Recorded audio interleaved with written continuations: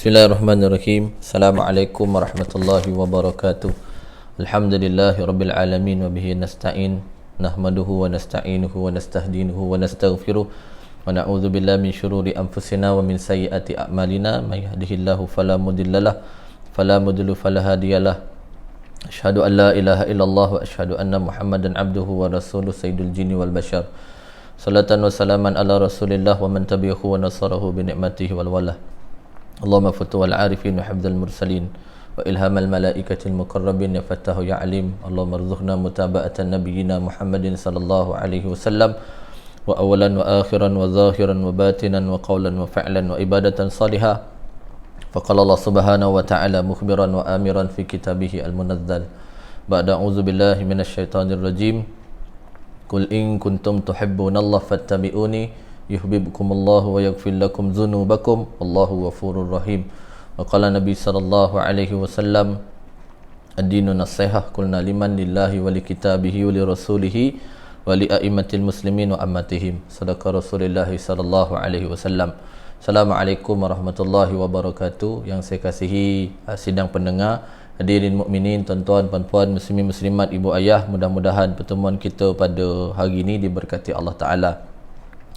Setinggi-tinggi syukur kita panjatkan kepada Allah Ta'ala atas ruang dan keizinan yang diberikan pada hari ini, dan kita bersyukur untuk kesekian kalinya Allah bagi kita peluang untuk bersua muka walaupun dalam keadaan yang terhad secara online.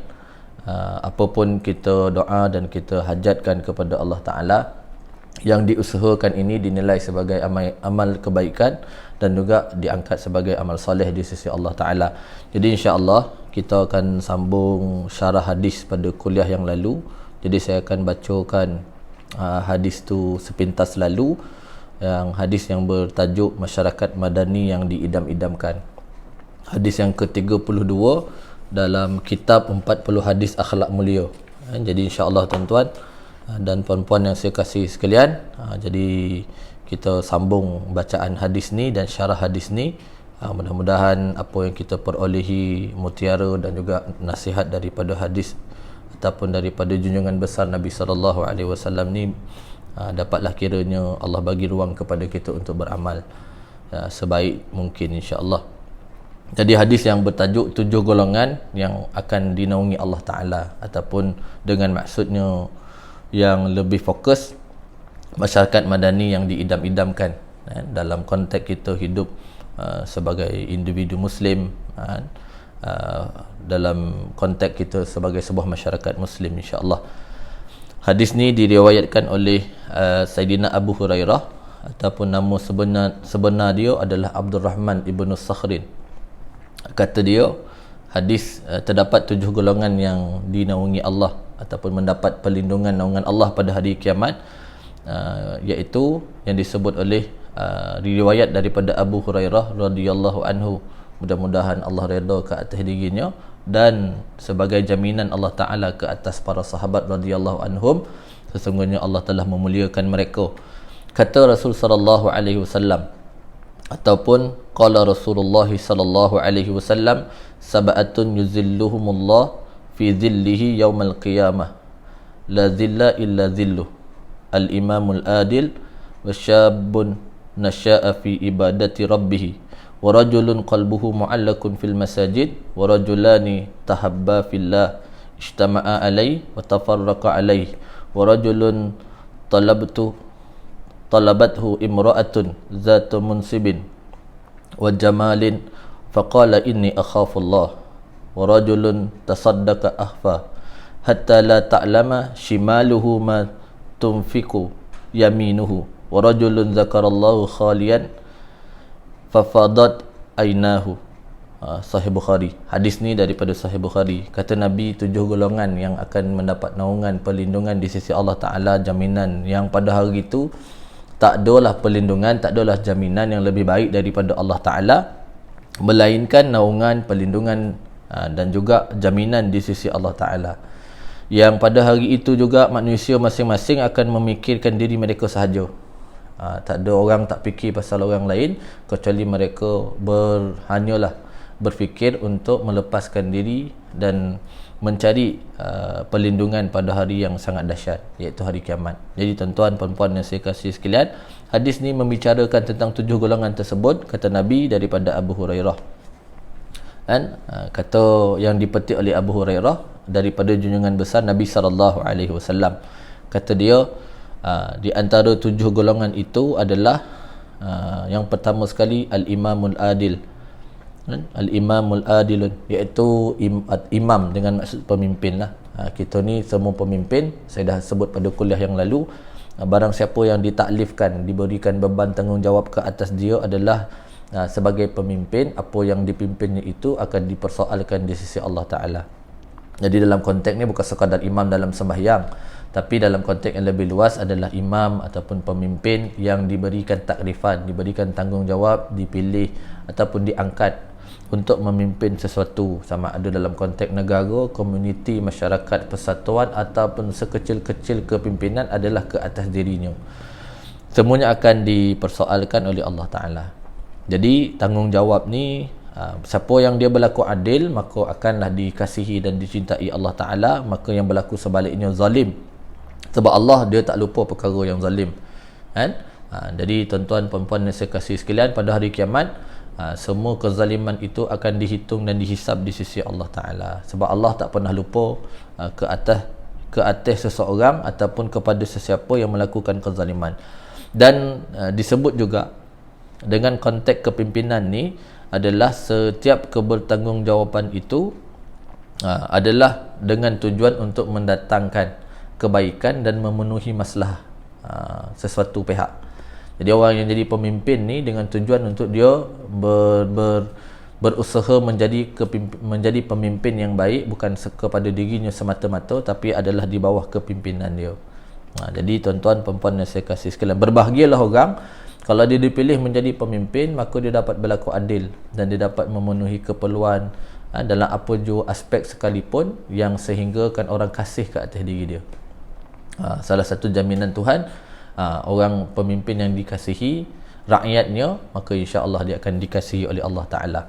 Ataupun yang kedua dalam hadis ni, golongan yang kedua, wasyabun nasya'a fi ibadati rabbih, iaitu lelaki ataupun orang, individu yang dia hidup dalam penuh ketaatan kepada Allah Ta'ala, taat dia kepada Allah. Sebab saya sebut pada kuliah yang lepas, susah kita nak cari orang-orang muda ni yang banyak memenuhi rumah Allah Ta'ala. Kalau kita pergi masjid ke, pergi surau dan sebagainya, banyak yang penuhkan rumah Allah ni adalah orang-orang tua. Dan itu sebab kata Imam Syafi'i rahimahullah, dia kata apa? Betapa banyak orang muda yang dia bersukaria, dia bergelak ketawa, dia berseronok, tanpa dia sedar kain kafan dia sedang ditenun. Jadi sebab apa tuan-tuan? Mati ni dia tak kira umur. Mati dia tak kira masa. Sebab bila sampai ketentuan pada seseorang itu, dia takkan cepat sesaat, dan kematian itu takkan lambat sesaat. Jadi dalam konteks ni kita sedar dan kita insafi, kita carilah bahawa kebahagiaan dengan melakukan ketaatan kepada Allah Ta'ala itu adalah jaminan yang dijanjikan oleh Allah Ta'ala. Orang ni dia akan dapat perlindungan di sisi Allah Ta'ala. Dan yang ketiganya, kita sambung daripada syarah hadis tu, yang saya tak sebut secara detail pada kuliah yang lalu, adalah warajulun qalbuhu mu'allakun bil masajid ataupun fil masajid, iaitu orang yang Allah ikat hati dia agar senantiasa mencintai rumah Allah Ta'ala. Orang yang Allah ikat hati dia agar senantiasa mencintai rumah Allah Ta'ala. Jadi tuan-tuan perempuan yang saya kasih sekalian, jadi kita berazam lah, berazam. Dan walaupun kita sekarang ni, saya ingat saya ada orang yang belum ada kesempatan hadir ke rumah Allah Ta'ala dalam fasa di ancaman virus, dalam fasa PKP, lepas tu PKPB, lepas tu PKPP, ni semua terhalang daripada hadir ke rumah Allah Ta'ala. Walaupun dengan halangan-halangan itu, tidaklah Allah menarik nikmat agar kita ni senantiasa mencintai rumah Allah Ta'ala. Kerana jaminan Allah dalam Quran, innama ya'muru masajidallah man amana billah wal yawmil akhir. Orang yang dia senantiasa, barang siapa yang mengimarahkan rumah Allah Ta'ala, maka dia yakin dan benar bahawa dia akan bertemu dengan Tuhannya pada hari kiamat. Kita ni akan kembali bertemu Allah Ta'ala. Dan sebab apa yang kita usahakan, apa yang kita lakukan di dunia ni nanti, insya-Allah semuanya akan ditanya ke mana kita manfaatkan ruang yang diberikan oleh Allah Taala. Jadi itu sebab bagi kita lah kan, orang perempuan kan, orang pernah bertanya lah kan, bagi kami yang perempuan ni susah nak hadir ke rumah Allah Taala, lalu bagaimana? Jadi kita menasihatilah kan, di kalangan kita, suami kita, anak-anak lelaki kita, agar senantiasa mencintai, melazimi ibadah-ibadah fardu yang utama di rumah Allah Taala. Ni dah ada kesempatan, insya-Allah masjid akan dibuka secara peringkat-peringkat, maka carilah kesempatan untuk kita berusaha hadir dengan ruang yang diizinkan kan pada masa yang akan datang. Kita bagi nasihat, kita minta jangan pernah tinggal untuk melazimi solat jemaah di masjid. Dan banyak ibadah utama kita di rumah Allah ni, paling kurang disebut dalam ayat-ayat Allah, paling kurang 4. Orang yang hadir ke rumah Allah Ta'ala ni paling kurang 4 amalan besar dia. Pertama dia tawaf, kan? Sebab masjid ni dibina dengan tujuan li taifin wal akifin wa ruka'is sujud. Kan? Tujuan besar utama masjid ni dibina untuk 4 ibadah yang utama. Apa dia? Untuk dia tawaf. Cuma dalam konteks kita di Malaysia ni, dalam situasi kita, dalam negara kita tak boleh tawaf lah, sebab tawaf ni hanya boleh dilakukan di Baitullah. Apa pun tuan-tuan, kita doa dengan halangan-halangan, banyak halangan ni. Haji tahun ni ditangguhkan, kita doa lah mudah-mudahan bagi siapa yang belum ada kesempatan menunaikan haji ataupun terhalang daripada melakukan umrah, walaupun mereka telah berniat, walaupun cukup daripada keperluan-keperluan tu, dia cukup sehat, wang dia ada, lepas tu dia pula telah mendapat panggilan daripada tabung haji. Kita doalah tuan-tuan, mudah-mudahan Allah bagi kita kesempatan pada waktu yang akan datang. Ada doa yang diajarkan oleh Nabi Ibrahim AS. Usai daripada Nabi Ibrahim AS ni dia bina Kaabah, lalu dia dengan Nabi Ismail AS, dia berdoa kepada Allah, dia angkat tangan, dia berdoa kepada Allah. Doa yang sangat hebat, dan doa inilah juga yang dirakamkan oleh Allah di dalam Al-Quran, dan juga dijahit pada kelambu Kaabah. Kalau kita pergi tengok di kelambu Kaabah tu, ada satu doa yang disulam dengan benang emas di keliling Kaabah. Apa doa dia? Doa dalam suratul Baqarah ayat 128. Apa dia kata? Rabbana waj'alna muslimaini lak wa min zurriyyatina ummatan muslimatan lak wa arina manasikana wa tub alaina innaka antat tawwabur rahim. Apa dia kata? Wahai Tuhanku, terimalah ibadahku, terima amalanku ini, kan? Iaitu terimalah, kami dah bina Kaabah ni wahai Tuhan, terimalah amalan kami berdua, kan? Jadikan diri kami, zuriat keturunan kami, anak cucu kami ni orang yang cenderung hati ni untuk kembali, dan tunjukkanlah ibadah haji kami ni. Walaupun ayat tu dia cerita pasal haji, tapi saya nak sebut tuan-tuan, mesti kita tanam kerinduan yang sangat dalam untuk kita kembali ke rumah Allah Ta'ala. Walaupun ayat ni kata di Baitullah, tapi dalam konteks yang lebih luas, cinta kita dalam kepada rumah Allah. Sangat kita berharap diberikan kesempatan mencintai rumah Allah. Jadi tuan-tuan, puan-puan yang saya kasihi sekalian, kan, ibadah besar sekali kita ni tawaf. Yang keduanya, orang yang iktikaf, pergi masjid iktikaf. Sebab benda iktikaf, benda tawaf ni dia tak boleh buat melainkan tempat yang diizinkan. Tawaf hanya boleh di Baitullah, di Kaabah. Adapun iktikaf adalah di rumah-rumah Allah, di masjid yang telah diwartakan, masjid yang telah dinyatakan bahawa status je masjid. Adapun di rumah kita tak boleh iktikaf. Ni kelebihan-kelebihan rumah Allah yang tak ada di rumah kita. Walaupun rumah kita ni besar macam mana pun, luweh macam mana pun, tapi status ni, pengiktirafan ni dia tidak diberikan kepada rumah kita kecuali rumah Allah Ta'ala. Ataupun yang seterusnya, waruka'is sujud, orang yang banyak rukuk dan orang yang banyak sujud.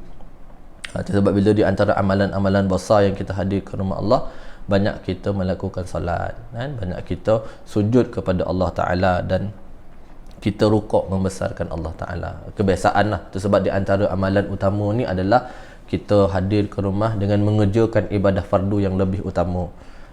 Lazimilah tuan-tuan. Mudah-mudahan dengan ujian, halangan kita selama beberapa bulan ni, Allah dekatkan hati kita agar lepas daripada, kalau diberikan keizinan daripada ini, kita di antara orang yang berusaha hadir ke rumah Allah Ta'ala.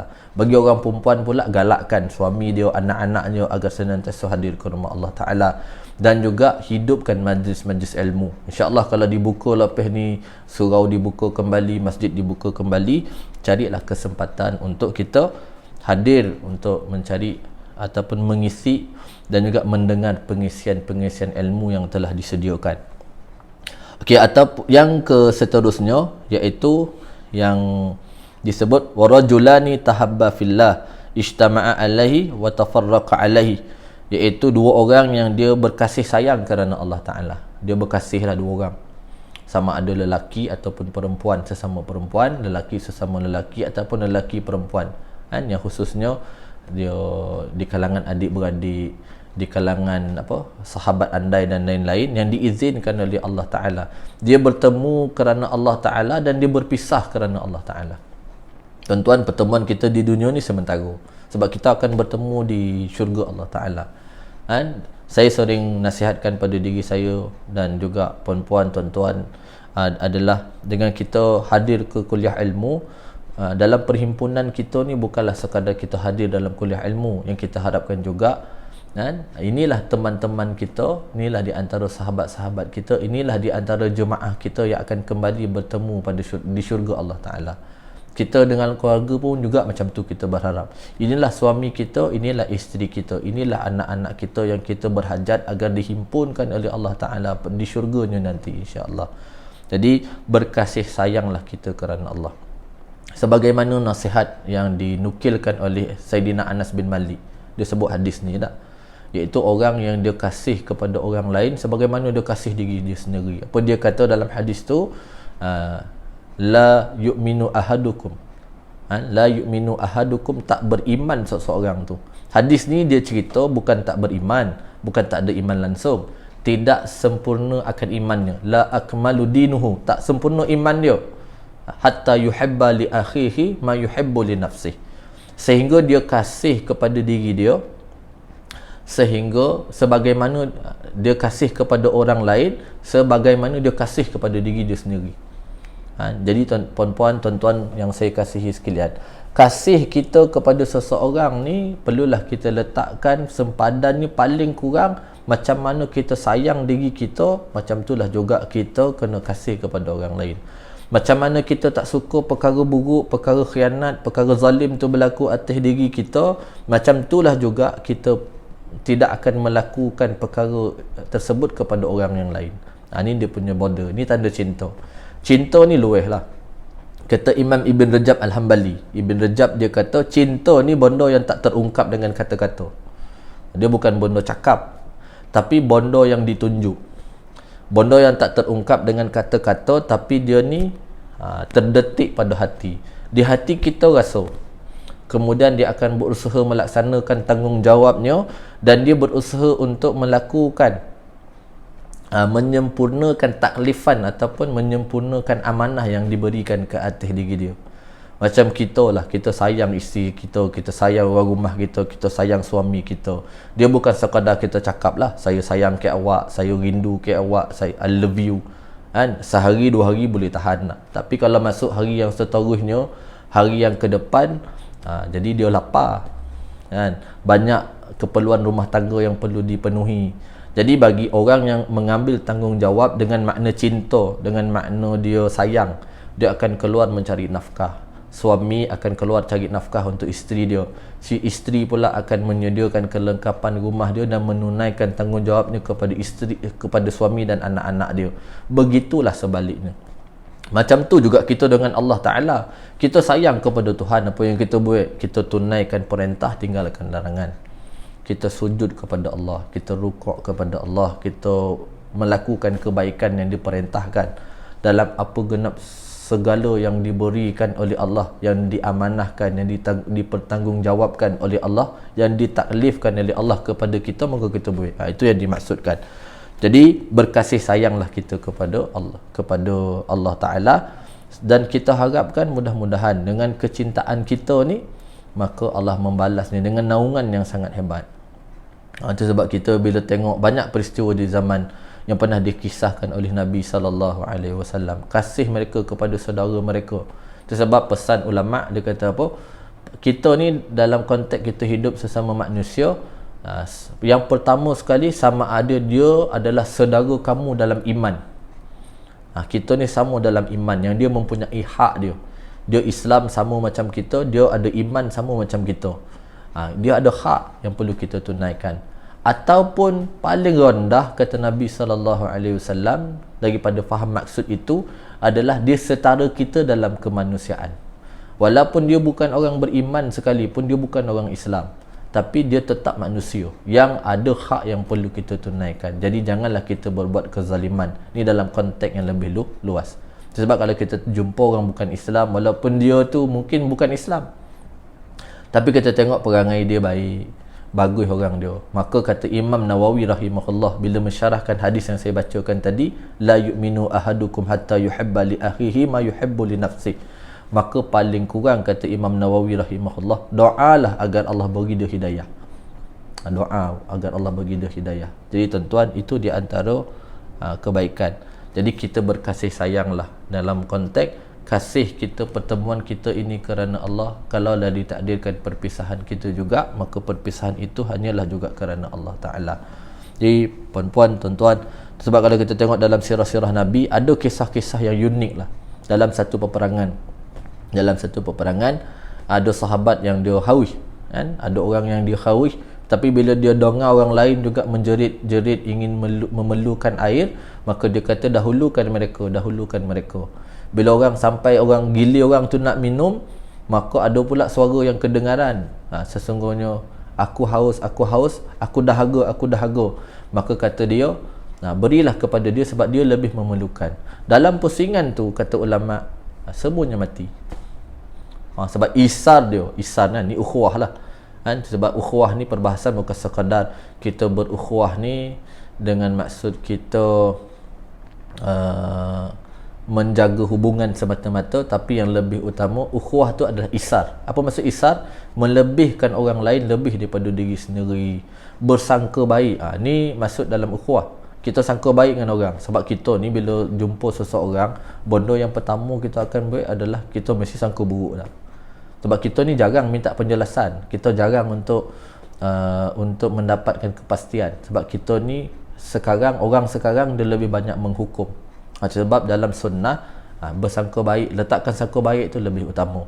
Ataupun yang ketiga, iaitu apa dia? Berlapang dada, salimatus sadri.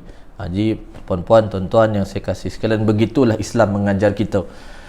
Dan yang seterusnya, warajulun da'atu imra'atun, ataupun dalam hadis ni, warajulun talabathu imra'atun zatu munsibin wa jamalin, iaitu seorang perempuan yang cantik lah paras rupa dia, dan cantik paras rupa dia, yang mengajak kepada maksiat ataupun menyeru kepada kejahatan dalam keadaan melakukan zina. Dan walaupun dia cerita pasal perempuan, tapi sebenarnya hadis ni kalau kita faham makna, kadang ada orang perempuan yang ajak buat benda tak elok, dan ada juga kadang-kadang orang lelaki yang mengajak kepada perkara tak elok. Tapi sinonimnya perempuan lah, sebab perempuan ni dia ada kelebihan dari segi rupa dia, dari segi parasnya, dari segi suaranya dan lain-lain, kan? Dan kemudian dia berkata, faqala inni akhafullah, sesungguhnya aku amat takutkan Allah Ta'ala. Jadi hadirin mukminin, banyak kisah yang disebut dalam sirah, dalam hadis Nabi SAW. Saya ingat saya ada satu hadis yang diriwayatkan oleh Sayyidina Abdullah ibn Umar. Abdullah ibn Umar kata, kami ni dah dengar hadis ni banyak kali daripada, cerita ni kami dah dengar banyak kali daripada Nabi SAW. Dengar banyak kali ni maksud lebih lah daripada sekali. Ada yang kata 7 kali, ada yang kata 9 kali. Ada satu kisah yang berlaku pada satu zaman. Ada setengah riwayat kata zaman ni zaman Bani Israel. Kata Nabi, ada seorang lelaki bernama Zalkifli. Lelaki ni nama Zalkifli, yang dia ni orang kaya. Allah bagi dia beberapa nikmat yang hebat. Dia kaya, dia sehat, kan? Dia banyak harta, dia ada rupa lah. Dan dengan kekayaan dia, dengan handsome-nya tu, dengan kelebihan yang dia punyai, maka dia mengambil kesempatan untuk menindas dan juga mengambil peluang ke atas orang lain. Dikisahkan, jadi hidup dia tak semonggah lah, bahasa kita kata tak semonggah, hidup dia tak elok, hidup dia cacar marba, penuh dengan maksiat dan noda. Dan dia ni, kalau istilah orang kampung kita sebut, dia ni kalau Negeri Sembilan Khabar macam pelesit lah, perangai itu. Pernah dikisahkan dalam kisah tu, kata dia pernah didatangi oleh seorang perempuan yang susah, yang masa tu diuji dengan ayah dia sakit, sakit ayah dia. Jadi dia kata kepada Zulkifli, wahai Zulkifli, aku ni ada hajat, aku nak memohon pinjam daripada engkau 60 dinar, dan aku nak gunakan duit ni untuk urusan rumah aku dan juga mengubati ayahku yang sedang sakit. Jadi dia pinjam ni dia letak syarat. Pinjam letak syarat ni tak berapa elok lah. Letak syarat yang tak munasabah, kadang boleh mendatangkan riba. Tapi yang dia letak syarat ni lagi teruk lah. Apa dia kata? Boleh dengan syarat malam ni kau tidur mu aku, dia kata. Kau tidur dengan aku. Maka perempuan ni jadi serba salah, dia tak ada pilihan sebab dia sangat terdesak. Malam tu dia datang menemui Zulkifli. Jadi saya ringkaskan kisah ni tuan-tuan, puan-puan yang saya kasih sekalian. Ketika mana Zulkifli berada di antara kedua peha perempuan tu, dia dah dokek dah. Maka perempuan tu kata kepada dia, inni akhafullah, sesungguhnya aku amat takut kepada Allah Ta'ala. Wahai tuan, aku ni tak ada pilihan yang lain kecuali aku datang, aku menyerahkan diri aku walaupun aku tak redha, dia kata. Dan dia kata, inni akhafullah, aku takut kepada Allah. Maka ringkas cerita ni tuan-tuan, Zulkifli ni dia kata, aku ni banyak melakukan perkara-perkara begini kepada orang yang lain, tapi tak ada seorang pun yang mengucapkan kalimah ini kepada aku.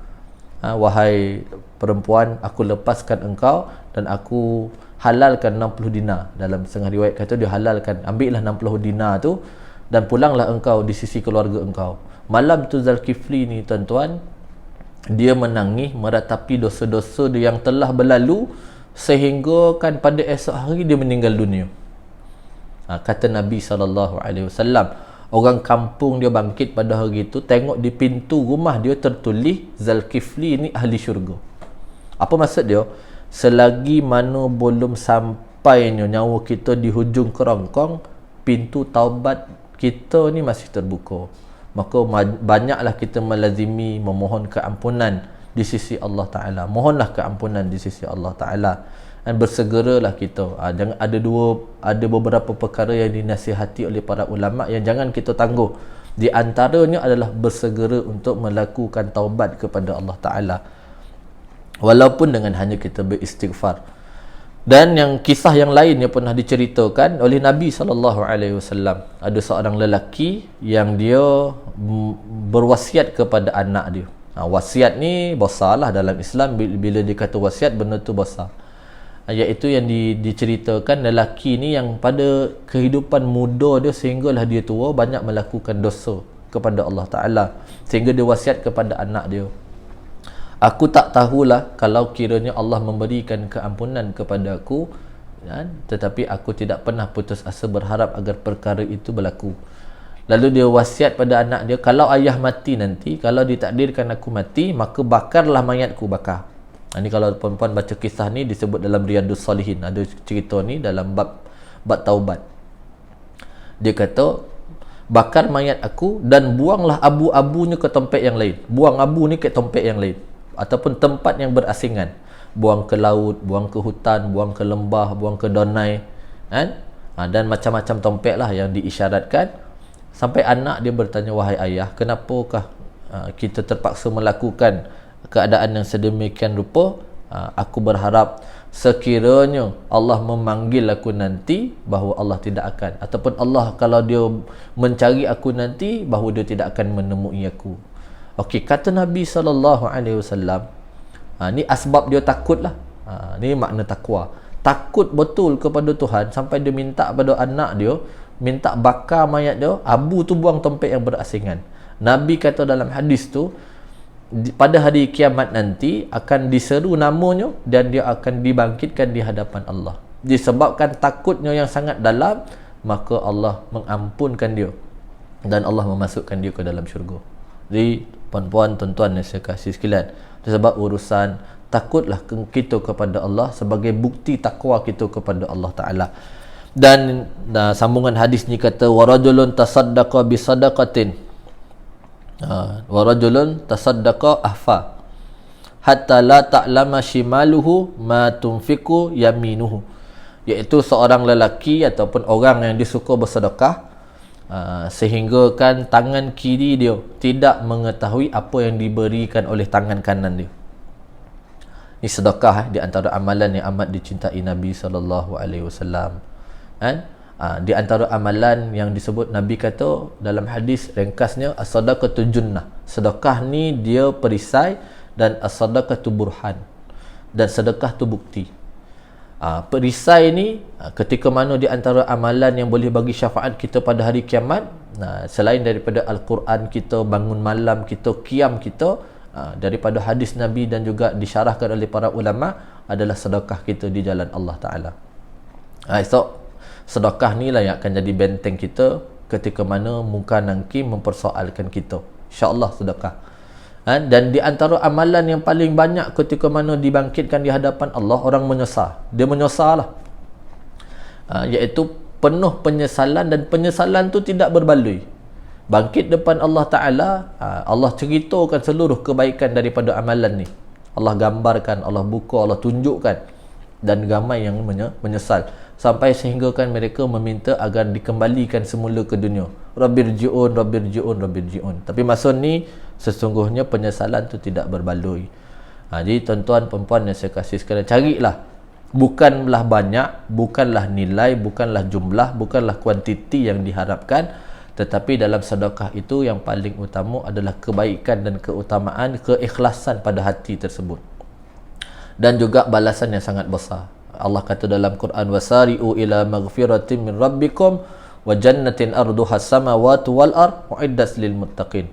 Orang yang bersegera mendapat keampunan Allah Ta'ala, Allah akan bagi dia di antaranya kelebihan dan keutamaan kurniaan, iaitu syurga seluruh langit dan bumi. Luweh syurga dia.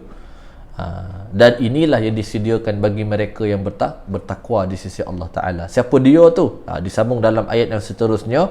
Tuan-tuan, puan-puan boleh rujuk ayat Ali Imran ayat 133 dengan 134. Disambung pada ayat tu, allazina yunfikuna fis sarra'i wad dharra wal kadhiminal ghais wal 'afina 'anil nas wallahu yuhibbul muhsinin. Paling kurang disebut 4 golongan di sana. Golongan yang pertama, orang yang dia bersedekah di kala susah ataupun senang. Masa dia senang, dia sedekah banyak. Masa dia susah, dia sedekah atas dia mampu. Pernah orang miskin datang jumpa Nabi SAW. Dia datang jumpa Nabi, dia tanya, hadis daripada Abu Zar, berlaku yang disebut dalam sirah Nabi. Ada orang miskin datang jumpa Nabi, dia kata, ya Rasulullah, kami miskin nak. Miskin. Ada benda orang kaya boleh buat, orang miskin tak boleh buat. Orang kaya semayang, kami semayang. Orang kaya puasa, kami puasa.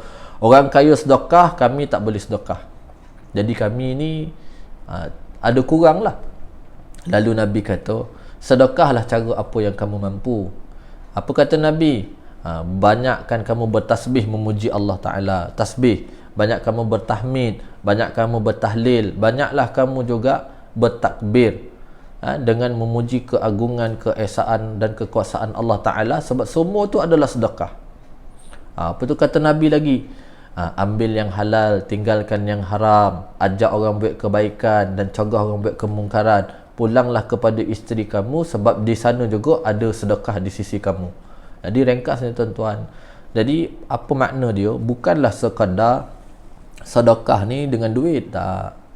Sedekah dengan ucapan yang baik tu sedekah. Dalam hadis lain Nabi kata, hadis ni biasa dibaca pada bulan Ramadan, ittaqun nar wala bisyikkin tamratin. Takutlah kamu kepada api neraka walaupun kamu memberikan sedikit ataupun sebahagian daripada biji tamar. Daripada tamar tu kita bagi sedekah ke orang. Kalau tak ada, fa illam yajid fa bi kalimati thayyibah. Kalau tak ada, kalau tak mampu, maka berkatalah dengan perkataan yang baik. Sebab itu sedekah. Itu cuma keutamaan dalam hadis ni, dia kata orang yang sembunyikan sedekah dia. Tapi orang tanya juga, boleh tak kalau sedekah tu diwar-warkan, diceritakan, ataupun ditunjuk? Boleh, tak ada masalah.